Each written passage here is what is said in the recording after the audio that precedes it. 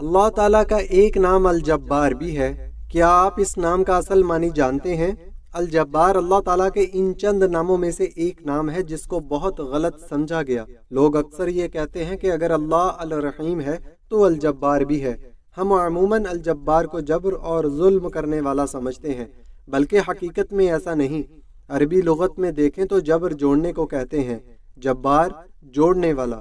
اونٹ کی ہڈی ٹوٹ جائے تو اس کے جوڑنے کے مرحلے کو جبر کہتے ہیں۔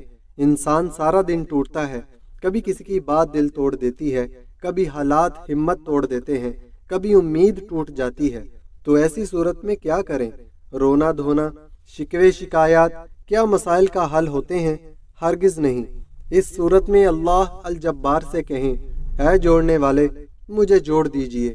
وہ جانتا ہے کہ آپ کہاں سے ٹوٹے ہیں، کس نے آپ کا دل توڑا، کس نے ہمت توڑی، کس نے امید اور کس